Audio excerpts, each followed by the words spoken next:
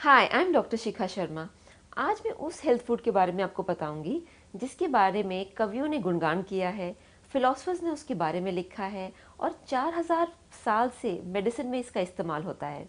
जी हाँ, आज मैं बात कर रही हूँ हनी यानी शहद के बारे में। हम सब जानते ही हैं कि शहद के तो बहुत गुण हैं, मगर वो किस तरीके से हमारे लिए फ़ायदेमंद है, आज इसके बारे में आपको बताऊंगी।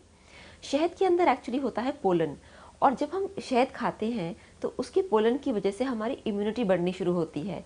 आप समझ सकते हैं, एक तरह का ये एक नेचुरल वैक्सीनेशन है। तो बच्चों को हम शहद दे सकते हैं। सिर्फ एक चीज़ का ध्यान देना चाहिए कि 1 साल से कम उम्र के बच्चों को हमें शहद नहीं देना चाहिए, क्योंकि जो उनका इंटेस्टाइन है अभी रेडी नहीं होता कि वो शहद खा पाए। इसी तरीके से हम शहद खांसी के लिए, ज़ुकाम के लिए इस्तेमाल करते हैं। और खांसी ज़ुकाम में अगर हम शहद के साथ थोड़ी सी काली मिर्च और थोड़ा अदरक का रस मिला लें तो आप देखेंगे कि कोई भी जो कफ ड्रॉप्स हैं या टैबलेट्स हैं उससे बेटर ये एक नेचुरल एंटीडोट है खांसी के लिए। शायद ये भी माना जाता है कि अगर आप खजूर के साथ शहद खाएं तो वज़न बढ़ाने के लिए एक बहुत ही अच्छा उपाय है। और अगर वज़न कम करना है तो फिर शहद आप थोड़े से गुनगुने पानी में मिला लें एंड एम्प्टी स्टमक सुबह के समय आप इसको लें।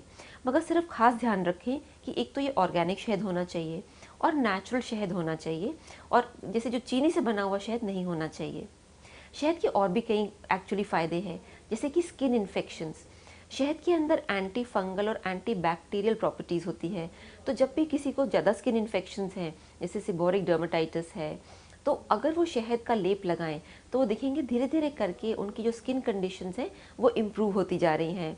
इनफैक्ट फेस पैक्स में भी शहद का बड़ा इस्तेमाल होता है, क्योंकि इसकी जो स्किन की इम्प्रूवमेंट या कॉम्प्लेक्शन इम्प्रूव करने के कई फ़ायदे हैं। शहद आप एक्चुअली अपनी चाय के साथ भी ले सकते हैं। जैसे कि अगर आप ग्रीन टी ले रहे हैं या कोई दार्जिलिंग टी ले रहे हैं, उसमें ज़रा सा शहद अगर आप डाल लें तो चीनी के मुकाबले शहद ज़्यादा हेल्दी माना जाता है।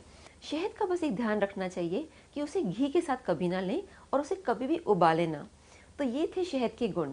इसको अपनी डाइट में इंक्लूड कीजिए और इसके हेल्थ बेनिफिट्स पाइए।